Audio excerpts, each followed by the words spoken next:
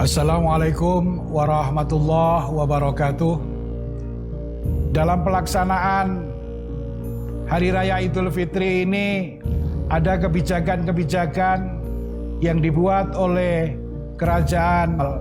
Semua kawasan di Saudi diberlakukan man'ut tajawuli al-kamil atau full lockdown 24 jam. Semua yang tinggal di Arab Saudi tidak boleh keluar, dan semua masjid di semua wilayah kerajaan Arab Saudi, mulai dari ujung timur kota Dammam sampai ujung barat kota Jeddah, dari ujung selatan kota Najran sampai dengan ujung utara kota Jauf, tidak ada satu masjid pun yang dibuka untuk pelaksanaan sholat Idul Fitri.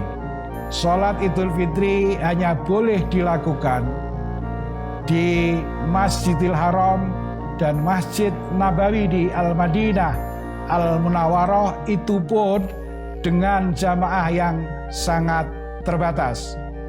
Saudi memperlakukan di masjid dan musola seluruh wilayah Arab Saudi dengan berdasarkan sebuah kaidah yang sangat terkenal, dan kaidah ini sering dibaca oleh bapak-bapak kiai kita, para ulama-ulama kita, kawan-kawan santri, para akademisi di Indonesia, yaitu sebuah kaidah yang ditulis oleh Jalaluddin Suyuti dan juga Ibnu Nujaim Al-Hanafi, yang kedua-duanya ini menulis kitab tersebut. Dijelaskan bahwa sesuatu yang primer, sesuatu yang wajib tidak boleh ditinggalkan kecuali dengan sesuatu yang wajib juga.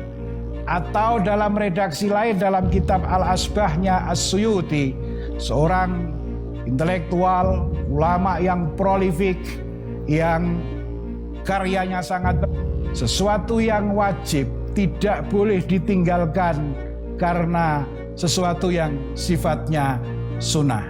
Saudi memakai kaidah ini untuk melarang pelaksanaan Idul Fitri di masjid-masjid dan musola.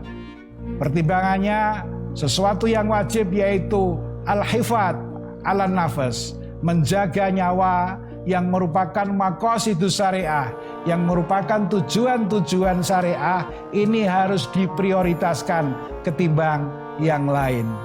Sholat, kaidah kedua yang dipakai untuk kebijakan ini adalah kaidah yang sama, yang sering dikenal di pesantren. Para santri sangat hafal kaidah ini, yaitu ad-dhararu yuzalu. Segala sesuatu yang berpotensi menimbulkan bahaya, segala sesuatu yang berdampak negatif, segala sesuatu yang mengancam keselamatan nyawa harus dihilangkan. Jadi al-amru al-malaki, dekret raja, dan dekret raja di Saudi ini sangatlah efektif, dan tidak ada seorang pun yang berani melanggar dekret ini. Ma'ali Syekh Abdurrahman As-Sudais, Kepala Riasah Syu'unil Haramain, sebuah lembaga yang mengurusi Masjidil Haram dan Masjid Nabawi, menyampaikan beberapa hal dalam pidato Idul Fitri. Dilaksanakan dalam sebuah suasana yang berbeda.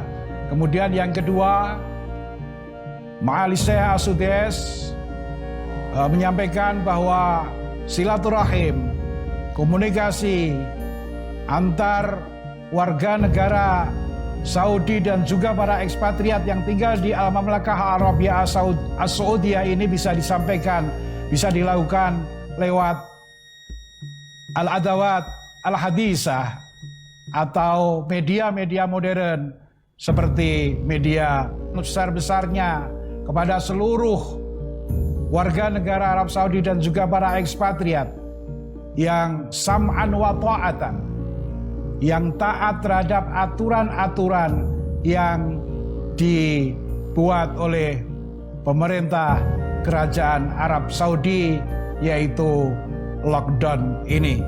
Karena pemerintah Saudi hanya memprioritaskan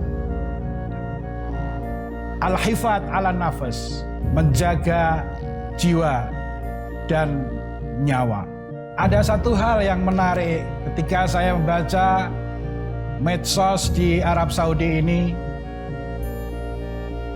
Para warga mendoakan Raja Salman bin Abdul Aziz, mendoakan Waliul Ahdi Muhammad ibnu Salman, mendoakan semua menteri dan semua pejabat-pejabat tinggi di Saudi agar diberikan kekuatan oleh Allah dalam menghadapi jaihah corona ini, pandemi corona ini.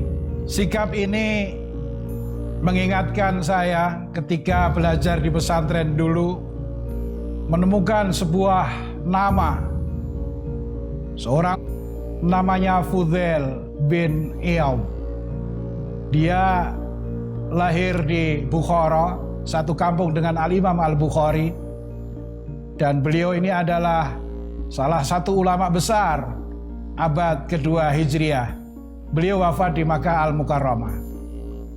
Ada satu hal yang menarik dari pesan Fudail bin Iyad ini. Fudail mengatakan, ada dua redaksi yang pernah saya baca. Lau annali da'watan mustajabatan ma ja'altuha illa fis sultani. Yang redaksi kedua, lau kana li da'watun mustajabatun la ja'altuha lis sultani. Artinya, Fudail mengatakan, kalau saya memiliki satu saja doa yang mustajab, doa ini akan saya pakai untuk mendoa Ibnu Iyad. Ketika ditanya kenapa harus pemerintah yang didoakan, beliau menjawab, dengan kita mendoakan pemerintah, maka dampak kemaslahatannya adalah sangat besar, yaitu kemaslahatan rakyat, kemaslahatan bangsa.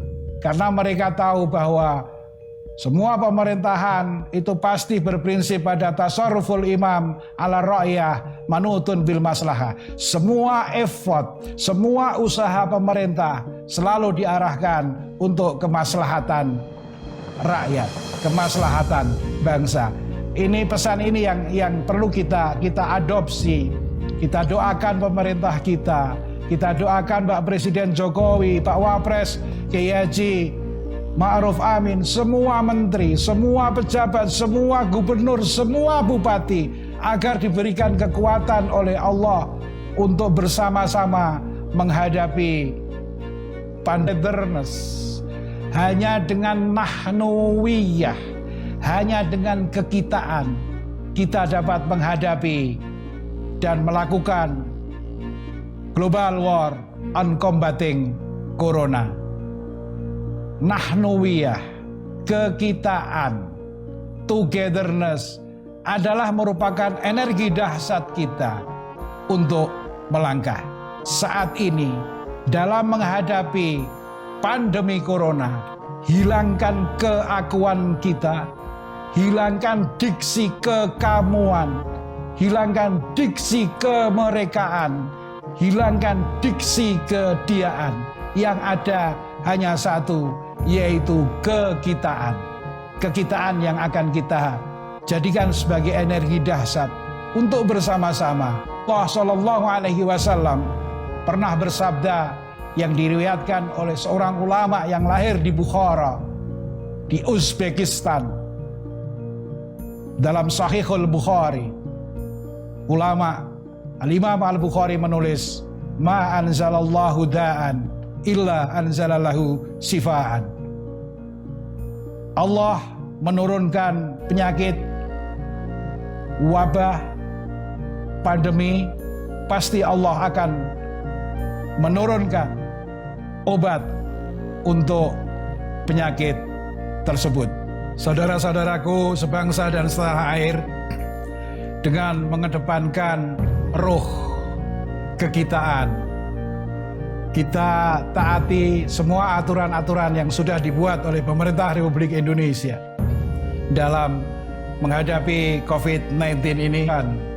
Segala effort yang dilakukan selama ini adalah untuk kemaslahatan bangsa. Mungkin ini yang bisa saya sampaikan. Wa akhiru da'wana alhamdulillahirabbil alamin. Wallahul hadi ila sawa'is sabil. Wassalamualaikum warahmatullahi wabarakatuh.